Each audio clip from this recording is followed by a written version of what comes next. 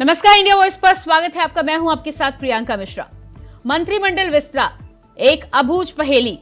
तो इस बार ओपी राजभर और दारा सिंह चौहान की दिवाली सूनी रह गई। वजह है मंत्री पद से फिर हाथ खाली। ऐसे में सवाल यह भी है कि अब ओपी राजभर का क्या होगा। ये इसलिए भी क्योंकि तारीख पर तारीख, आखिर मंत्री कब बनेंगे ओपी राजभर। साफ है कि राजभर को सही मुहूर्त का इंतजार है, वो मंत्री बनने को बेकरार हैं। यानी इम्तिहान हो गई इंतजार की, आई न खबर मंत्रिमंडल विस्तार की। सवाल यह भी है कि क्या घोसी हारने के बाद से गर्दिश में राजभर के सितारे हैं। आज हम इसी पर करेंगे बात, लेकिन इससे पहले आपको दिखाते हैं एक रिपोर्ट।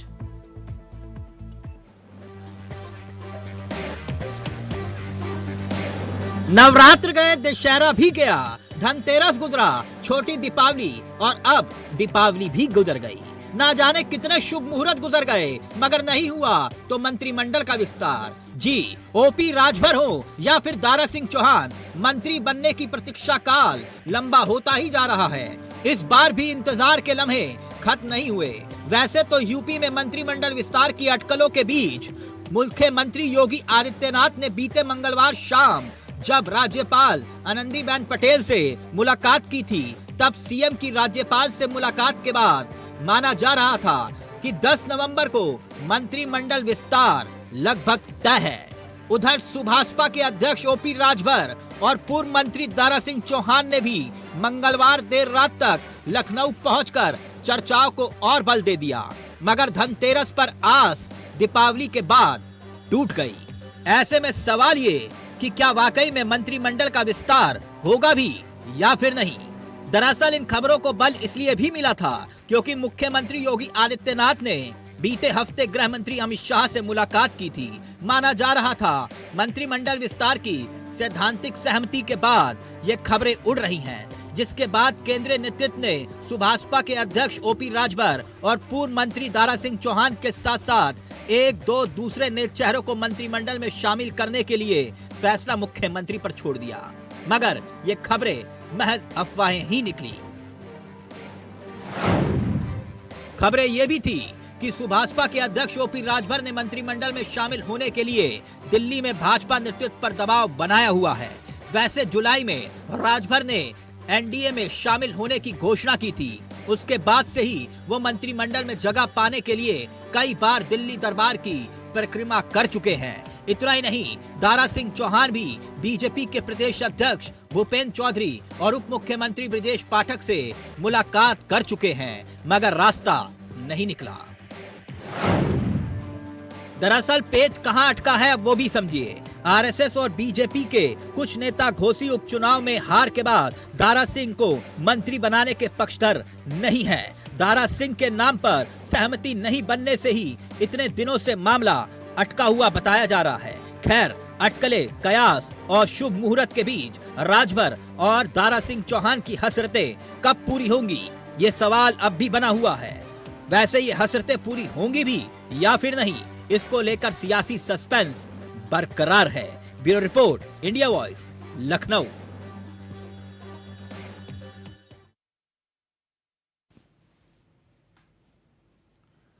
तो जिस तरह से उत्तर प्रदेश में कयास लगाए जा रहे थे कि दिवाली के समय पर, दिवाली के मौके पर कहीं ना कहीं मंत्रिमंडल का विस्तार आ सकता है और ओपी राजभर और दारा सिंह चौहान के लिए खुशखबरी आ सकती है, लेकिन इस बार भी दारा सिंह चौहान और ओपी राजभर के हाथ खाली ही रह गए। अब देखना ये होगा कि आखिर इस पूरे मामले में आगे क्या कुछ निकलकर सामने आता है। इस पर हम चर्चा करेंगे, लेकिन फिलहाल रुकते हैं एक छोटे से ब्रेक के लिए। कहीं जाइएगा मत।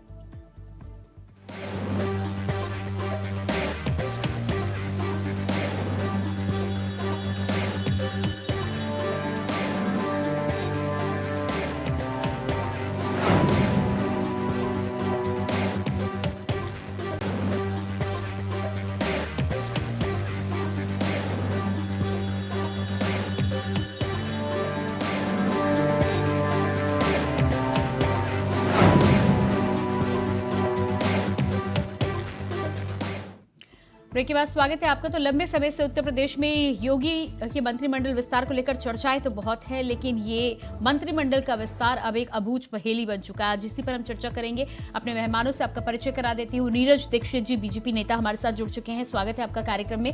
अशोक तिवारी जी सपा प्रवक्ता हमारे साथ हैं, आपका स्वागत है। और दयाराम भार्गव जी सुभाषपा से प्रवक्ता हमारे साथ जुड़ चुके हैं, आपका भी बहुत बहुत स्वागत है। तो सबसे पहला सवाल दयाराम जी आपसे ही, ओपी राजभर जी को दिल्ली में हरी झंडी दिखाई गई थी, तो फिर लखनऊ आते आते रेड सिग्नल कैसे हो गया?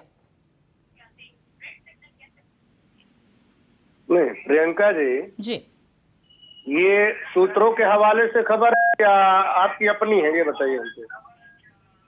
नहीं, दयाराम जी सूत्रों के हवाले से आती है और उसके बाद हम प्रेजेंट करते हैं तो हमारी हो जाती है ना, लेकिन खबरें तो आती है ना कहीं से। मीडिया का तो काम ही है, खबरें आएंगी तो हम दर्शकों तक पहुंचाएंगे। क्या एनडीए गठबंधन के द्वारा आप लोगों को कोई मैसेज आया? दयाराम जी, अगर आपके पास मैसेज आया है और अगर आप कुछ कंफर्मेशन देना चाहते हैं तो आपके पास पूरा मौका है, आप हमें भी जानकारी दे दें और हमारे दर्शकों को भी। देखिए प्रियंका जी, सुहेलदेव भारतीय समाज पार्टी एनडीए के गठबंधन में है और सुहेलदेव भारतीय समाज पार्टी के नेता आदरणीय ओम प्रकाश राजभर ये बार बार कह रहे हैं कि उत्तर प्रदेश में जब भी कैबिनेट का विस्तार होगा उसमें शपथ ग्रहण होगा।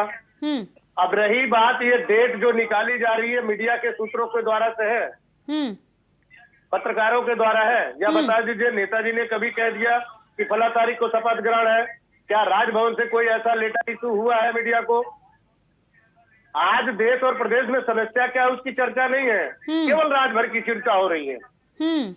लेकिन उत्तर प्रदेश की दशा और दिशा बताने के लिए मीडिया क्यों नहीं जिम्मेवार हो रही है कि पिछली सरकारों में जिस तरह से उत्तर प्रदेश का दोहन हुआ था और आज जो उत्तर प्रदेश में जो काम चल रहा है उसके ऊपर चर्चा क्यों नहीं की जाती? लेकिन दयाराम जी, उन चर्चाओं को भूल करके, लेकिन दयाराम जी यदि सवाल है आप शपथ लेंगे। ठीक है दयाराम जी, मेरा सवाल सुन लीजिए आप। यदि आपको इसमें कोई दिक्कत है तो आप ही बता दीजिए ना। ओपी राजभर जी हरी झंडी की बात करते हैं तो इससे हम क्या समझें? दूसरी बात ये, यदि उन्होंने ये कहा है कि मंत्रिमंडल का जब भी विस्तार होगा तो आपके पास कुछ इन्फॉर्मेशन तो होगी। मंत्रिमंडल का विस्तार कब होगा? 2024 के चुनाव के पहले होगा, बाद में होगा? अरे आप ही इन्फॉर्मेशन दे दीजिए ना। नहीं देखिए प्रियंका जी, हमने बार बार कहा है, इंडिया गठबंधन के द्वारा बार बार जो हुआ है उसमें यह है कि उत्तर प्रदेश में जब भी कैबिनेट का विस्तार होगा उसमें होगा। ये बिल्कुल करेक्ट है और इसको आप लोग चलाइए ना कि जब उत्तर प्रदेश में कैबिनेट का विस्तार होगा। हाँ, लेकिन इसका मतलब ये भी है कि आपको ही अभी पूरी जानकारी नहीं है। कहा ना, देखिए दयाराम जी, जब होगा तब होगा तो फिर ये तो फिर हम भी कह सकते हैं ना कि जब होगा तब मंत्री बनाए जाएंगे, तो फिर इसमें आपने ऐसा क्या खास जोड़ दिया? ठीक है, मैं आपके पास आती हूँ। अशोक जी हमारे साथ बने हुए हैं। अशोक जी क्या कहना है इस पर आपका? जी प्रियंका जी, सबसे पहले मैं आप सभी को, पैनलिस्ट को और आपके चैनल के माध्यम से उत्तर प्रदेश देश की जनता को दीपावली की हार्दिक बधाई देना। अशोक जी आपको भी जी और सभी लोग सुखी रहे, माँ लक्ष्मी की कृपा सब पे बनी रहे जी। अब मैं कहना चाहूंगा कि देखिए, भारतीय जनता पार्टी इस समय पूरी तरह से घोसी के उपचुनाव के बाद से कंफ्यूज हो गई है। जिस कारण से सौदा किया गया था माननीय ओपी राजभर जी के साथ, दारा सिंह जी के साथ में उनको ज्वाइन कराया गया था, वो उनकी मंशा नहीं पूरी हुई। पूरा का पूरा पीडीए आज दलित पिछड़ा, खास तौर से घोसी की बात करता हूँ, वहां पर पिछड़ों ने तो पूरा साथ दिया ही, दलितों ने भरपूर उत्साह से मतदान किया सपा के पक्ष में। तो ये एक मिसाल कायम हुई है घोसी में, जिसका दर्द जो है भाजपा भूल नहीं पा रही है। और आज भाजपा का सौदा वो बेकार हो गया जो सौदा किया गया था। अब भाजपा में अंतर कला है, दिल्ली कुछ कह रहा है, लखनऊ कुछ कह रहा है। दिल्ली चाहता है कि झूठा प्रेम दिखाओ पिछड़ों के साथ, दलितों के साथ, और मंत्री बनाने में मतभेद है। लेकिन उत्तर प्रदेश का नेतृत्व कहता है कि जब हमें कुछ मिला ही नहीं तो सौदेबाजी में तो हम काहे कुछ इनको दें। तो हालत यह है कि यहाँ पर गिव एंड टेक की पॉलिसी चल रही है और उत्तर प्रदेश की जनता ये तमाशा देख रही है। हालात ये है उत्तर प्रदेश में, देश में भाजपा इस समय पूरी तरह बैकफुट पर है और वो विचार कर रही है कि कौन से वोट बैंक को ले आए। पिछड़ा तो साथ देने से रहा, पिछड़ा तो कहीं नहीं आया। ठीक है, इसका जवाब मैं नीरज जी से ही ले लेती हूँ। नीरज जी और दलित भी आ गया इधर। ठीक है नीरज जी, अशोक जी जो कह रहे हैं उसमें कुछ सच्चाई है? देखिए, सबसे पहली बात तो अंतर कलह की बात ये वो लोग कर रहे हैं माननीय अखिलेश यादव जी के नेतृत्व में नहीं है और दूसरों पे उंगली उठाने का काम कर रहे हैं। देखिए, भारतीय जनता पार्टी कार्यकर्ताओं की पार्टी है, परिवारवाद पार्टी नहीं है। यहाँ पे सभी कार्यकर्ताओं का जो अन्य दल के नेता है उनका ध्यान रख करके सारी चीजों को अपने संगठनात्मक विषय के अंदर मंत्रिमंडल का विस्तार करना पड़ता है। अब पार्टी वही। लेकिन नीरज जी कितनी तारीखें देंगे आप? ओपी राजभर को लेकर आते हैं और उसके बाद बातचीत होती है, दिल्ली से उन्हें हरी झंडी मिलती है, लखनऊ आते आते फिर से रेड सिग्नल हो जाता है। एक बार हो गया, 2 बार हो गया, वो तो इंतजार कर रहे हैं ना। रेड सिग्नल कुछ नहीं होता। देखिए, पार्टी हमारी संगठनात्मक पार्टी है। हम लोग संगठनात्मक पार्टी के तहत अपनी चीजों को विस्तार करते हैं। हमें हर किसी का ध्यान रखना पड़ता है। केवल ये नहीं कि परिवारवाद के ऊपर से ऑर्डर आया और उसको नीचे इम्प्लीमेंट कर दो। हर किसी की अपनी अपनी महत्वाकांक्षाएं होती है, अपनी अपनी जिम्मेदारियां होती है। कौन किस तरह की जिम्मेदारियों को निभा सकता है उसको मद्देनजर अपने ध्यान में रखते हुए पार्टी उस चीज का कार्य विस्तार करती है। देखिए, हो सकता है राजभर जी से बात हुई हो, दिल्ली में कुछ बात हुई हो, फिर लखनऊ आने पे कुछ और कार्य विस्तार की योजना बनी हो कि ये किया जा सकता है। इस यात्री समीकरण के हिसाब से कुछ चीजें जो भी अपना शीर्ष नेतृत्व ने सोचा होगा उसके तहत चीजें रूप देंगी। जल्द ही सबके सामने परिणाम होंगे। परंतु मैं समाजवादी पार्टी के प्रवक्ता भाई साहब को कहना चाहता हूँ कि आप अंतरकलह की बात ना करें तो ज्यादा मेरे को अच्छा लगेगा। क्योंकि पहले जाइए, आप जिनके सामने हाथ पसार के भीख मांग रहे थे कि हमें अपना एक गठबंधन मजबूत करना चाहिए, जाकर के पहले अपने गठबंधन को। लेकिन नीरज जी यहाँ पर सवाल उठता है, भारतीय जनता पार्टी के संगठन की जब बात आती है तो संगठन में आपके पदाधिकारियों की कोई कमी तो है नहीं। ऐसे में जब एक चीज निकलकर सामने आती है कि मंत्रिमंडल का विस्तार होने वाला है तो लोगों की उम्मीदें हो जाती है, और ओपी राजभर ही नहीं जनता की भी उम्मीदें हो जाती है कि मंत्रिमंडल विस्तार हो जाएगा। लेकिन जिस तरह से 3 बार मंत्रिमंडल टाला गया है, इसमें एक बात तो निकलकर सामने आ रही है कि कहीं ना कहीं मतभेद जरूर है, तभी इतनी देर हो रही है, वरना देरी की क्या वजह है? देखिए, मतभेद नहीं है। आपने अभी बोला कि कहीं ना कहीं कुछ कमी रह रही होगी, कमी नहीं है। उस चीज को हम अगर इस तरीके से देखें कि हर किसी की अपनी कार्य योजना की अपनी शैली होती है। कोई किसी प्रकार से काम करना चाहता है, कोई किसी प्रकार से, किसी को जातीय समीकरण के हिसाब से बनाया जाता है, किसी को उसकी कार्यशैली देख करके बनाया जाता है, किसी को संगठनात्मक रूप से बनाया जाता है। लेकिन यहाँ पे हमें गर्व है हमारे पास दिल्ली लखनऊ के बीच में वो लोग चाहते हैं कि हम मंत्रिमंडल नहीं करेंगे वो बात। हमारे लिए बहुत ही गर्व का विषय है। वोट नहीं दिला पाए दोस्ती में कर दिया। स्वार्थ की भूखी है। आप वोट दिलाओ तो बहुत अच्छी बात है, वो सब दिला पाओ। दूसरों की झोली में जाकर के बैठना पड़ रहा है और दूसरों को भीख मांगनी पड़ रही है कि अगर हमने अपने गठबंधन मजबूत नहीं किया तो ये है भाजपा पूरी तरह से समझ ही नहीं पा रही है कि ओपी राजभर का स्वागत करे या उनका तिरस्कार करे, समझ ही नहीं पा रही है। अभी वो समझ रही है कि अब क्या विकल्प पीडीए को हाथ आने से रहा, पिछड़ा को भाजपा के साथ है नहीं। ठीक है, नवीन जी के पास आऊंगी। नवीन जी भी हमारे साथ राजनीतिक विश्लेषक जुड़ चुके हैं। नवीन जी, स्वागत है आपका। नवीन जी, जिस तरह से 3 बार मंत्रिमंडल विस्तार की खबरें आ चुकी है लेकिन मंत्रिमंडल विस्तार हुआ नहीं है, और अब ये अबूझ पहेली ओपी राजभर जी के तो लिए है ही, हम सब के लिए भी ये सवाल हो गया कि आखिर कितना और समय लगेगा। क्या लगता है आपको कि कहीं ना कहीं तालमेल ठीक से नहीं हो पा रहा है, यही वजह है, या कुछ और देख पा रहे हैं आप? निश्चित तौर पर आप देखें जो इन 5 राज्यों के चुनाव हो रहे हैं,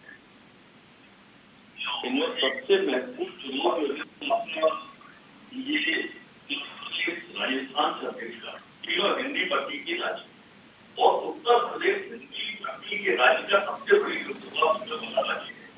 तो सवाल ये उठता है कि इनकी ओपी राजभर जी के साथ बनाएंगे।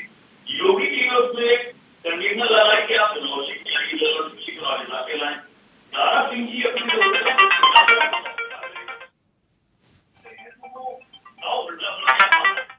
जी नवीन जी, आपसे मैं अनुरोध करूंगी कि अपने फोन के कनेक्शन को आप एक बार चेक कर ले। आपकी आवाज अब तक ठीक प्रकार से पहुंच नहीं पा रही है। मैं आपके पास वापस आऊंगी।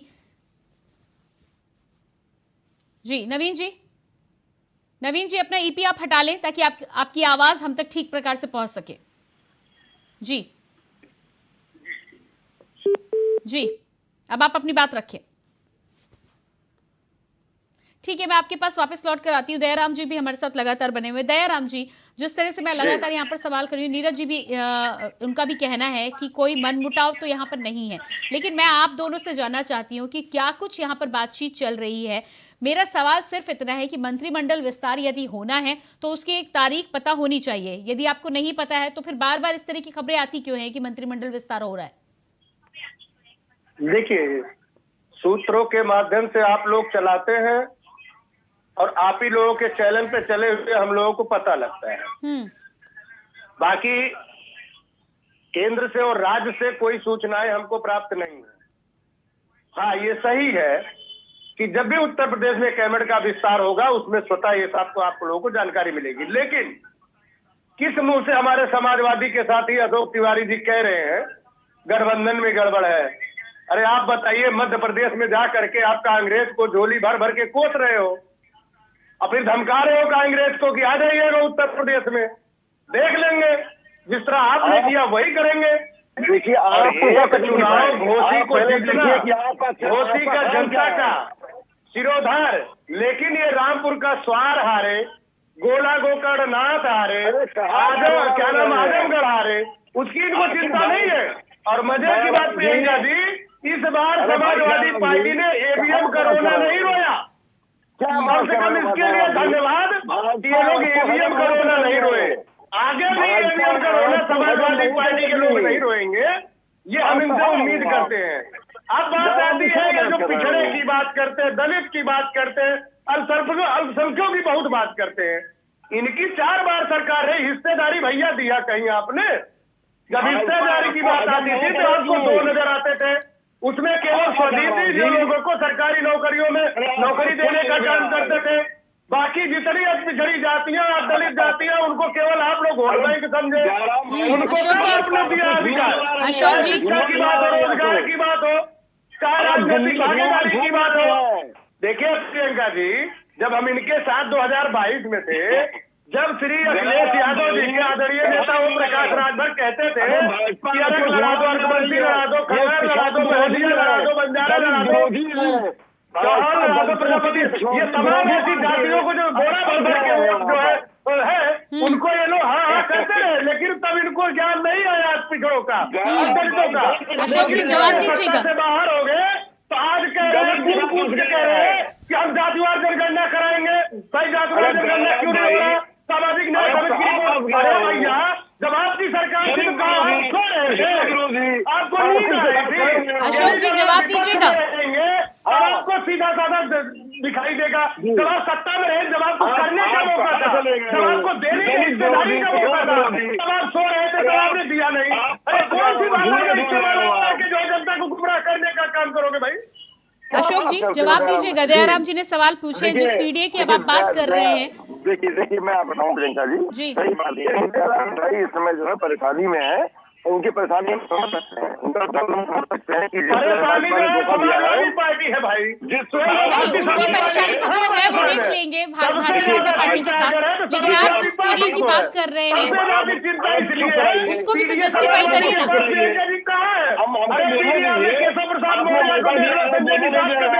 और प्रिया पटेल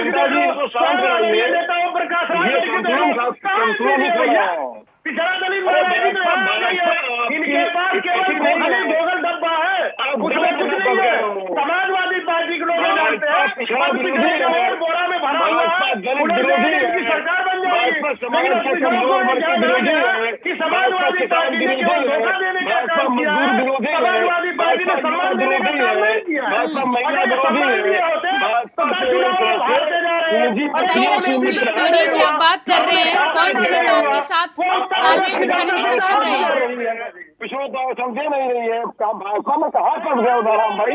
आप अच्छे आदमी हो, कहाँ फंस गए हो आप गलत पार्टी फंस गए हो, आप गलत पार्टी फंस गए हो। आपकी चिड़चिड़ाहट भाजपा द्वारा किया गया उपेक्षा है जो आप आज परेशान हैं। और हमें भी तकलीफ है, हमें भी तकलीफ है, हमें भी तकलीफ है, हमें जयराम भाई आपके दर्द में हमें तकलीफ हो रही है कि आपके जो है ऐसा से ठीक है, मैं नवीन जी के पास आती हूँ, मैं नवीन जी के पास आती हूँ, मैं नवीन जी के पास, नवीन जी से सवाल है मेरा। नवीन जी, जिस तरह से सवाल जवाब यहाँ पर चल रहे हैं, लेकिन आज मुख्य मुद्दा हम बीजेपी के मंत्रिमंडल विस्तार को लेकर कर रहे थे। मैं आपसे जानना चाहती हूँ क्या कुछ स्थिति आप देख रहे हैं? देखिए प्रियंका जी, अभी इनके जो 5 राज्यों के चुनाव चल रहे हैं उसके परिणाम आने से पहले किसी तरीके की जो अटकलें लगाई जा रही हैं, मुझे नहीं लगता है कि किसी प्रकार का कोई मंत्रिमंडल विस्तार उत्तर प्रदेश में होने वाला है। पहली चीज, 3 दिसंबर के बाद होगा जो भी होगा। दूसरी चीज, जिस तरीके की दावेदारी ओम प्रकाश राजभर कर रहे हैं, वो आके मीडिया के सामने भी बोलते हैं कि किसी की ताकत नहीं है जो मुझे मंत्री न बनूं, मैं 100% शपथ लूंगा। इस तरीके की जो वो दावे करते हैं तो कहीं ना कहीं उनका कॉन्फिडेंस लगता है कि ऊपर केंद्र से उनको कहीं बड़ा कमिटमेंट मिला हुआ है। लेकिन यहाँ क्या है कि अनिल राजभर भी उसी राजभर समाज से आते हैं, कैबिनेट में ऑलरेडी मंत्री हैं।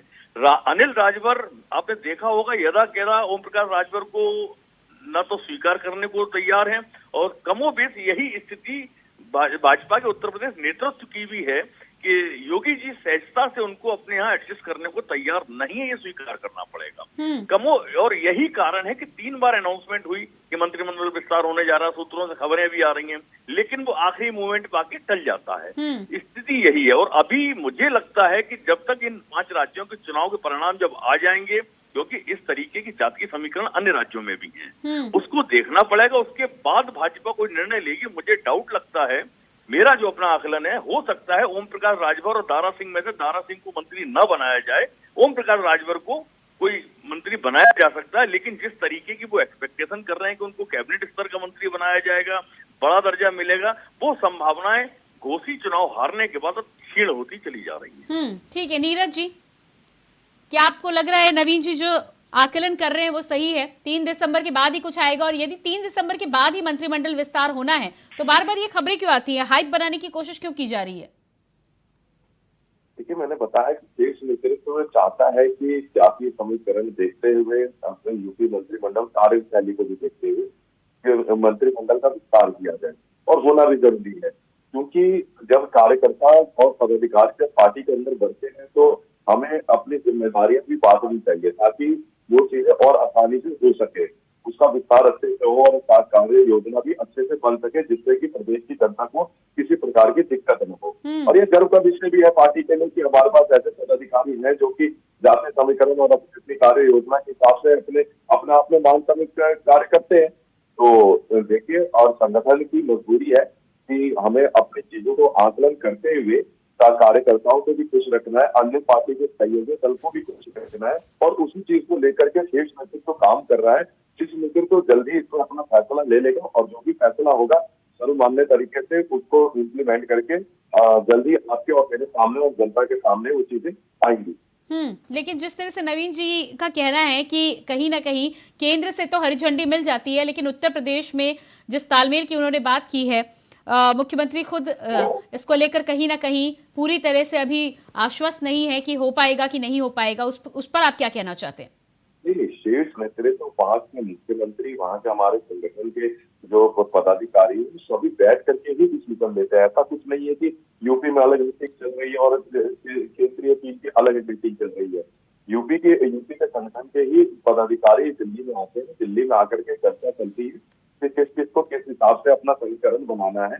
ठीक है, कुछ चीजें होती है, कभी कभी ऊपर नीचे हो जाती है, उसमें देरी हो रही है, परंतु हाँ, जब भी हम अपने फैसला लेंगे लेकिन नीरज जी, इतनी देरी की तो एक वजह ये भी हो सकती है ना कि शामिल आपको करना पड़ रहा है, लेकिन शामिल कहीं ना कहीं मजबूरी वश भी करना पड़ रहा है, क्योंकि जो समीकरण आप बनाना चाहते हैं चुनाव से ठीक पहले, इसीलिए शायद समय भी लिया जा रहा है कि ठीक चुनाव के पहले जब ये करेंगे तो उसका आपको फायदा भी मिलेगा, और कहीं ना कहीं जो तालमेल आप बिठाने की कोशिश कर रहे हैं उसी में समय लग रहा है।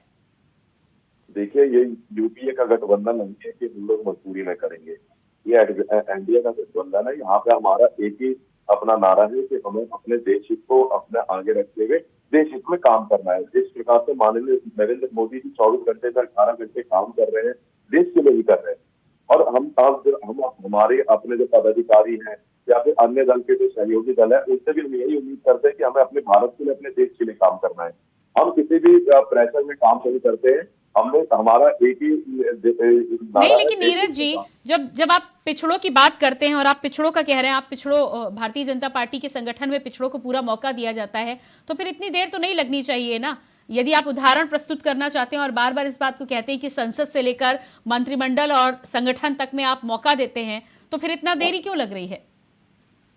देखिए, मैं आपको बता दे रहा हूँ, मैंने पहले भी बताया हूँ कि ये भारतीय जनता पार्टी की ही सरकार है। जो आज ये लोग विपक्षी दल के नेता ओबीसी का रोना कर रहे हैं, ये ओबीसी समाज का ध्यान भारतीय जनता पार्टी के नेतृत्व में, एनडीए के नेतृत्व में हमने गठबंधन करके ओबीसी समाज। ठीक है, समय मेरे पास नहीं है, दयाराम जी 10 सेकंड में आपको दूंगी, 10 सेकंड में जल्दी से फाइनल कमेंट। देखिए प्रियंका जी, मैं इस पे थोड़ा सा विराम देते हुए, बहुत अच्छी एक बड़ी विसंगतियां हैं। एक जिला गाजियाबाद का साहिबाबाद विधानसभा। दयाराम जी, समय मेरे पास नहीं है, बहुत कम शब्दों में आपको खत्म करना होगा जी। खोड़ा नगर पालिका में पानी की बड़ी विकराल समस्या है। मैं आपके माध्यम से, हमारे भाई बैठे हैं यहाँ, भारतीय जनता पार्टी की सरकार है, लेकिन समाजवादी पार्टी के जो है समर्थन में जो बनी हुई है, उनकी वजह से पानी की समस्या। मुझे लगता है आपकी बात पहुंच गई हो। अशोक जी 5 सेकंड लीजिएगा जी। जी बिल्कुल। देखिए, स्पष्ट मत है कि दलित और पिछड़ा भाजपा से दूर जा चुका है। भाजपा अब उनको अपना मेहमान नहीं है और इसीलिए भाजपा में विचार। बहुत धन्यवाद आप सभी का देना चाहूंगी। अशोक जी बहुत धन्यवाद, नीरज जी धन्यवाद, नवीन जी आपका बहुत बहुत धन्यवाद और दयाराम जी आपका भी बहुत बहुत धन्यवाद। तो जिस तरह से मंत्रिमंडल विस्तार को लेकर बार बार खबरें तो आती हैं, लेकिन मंत्रिमंडल विस्तार अभी तक नहीं हो पाया। अब देखना यह है कि किस तालमेल को बिठाने की कोशिश भारतीय जनता पार्टी के दिल्ली और उत्तर प्रदेश के संगठन में चल रही है, और इसके बाद ये जो तमाम पेच बीच में अटके हुए, ये पेच कब तक सही हो पाते हैं और कब जाकर मंत्रिमंडल विस्तार की खबरें एक बार फिर से सामने आ सकती। फिलहाल हमारे इस खास कार्यक्रम में इतने ही। खबरों के लिए बने रहिए इंडिया वॉइस के साथ। मुझे दीजिए इजाजत, नमस्कार।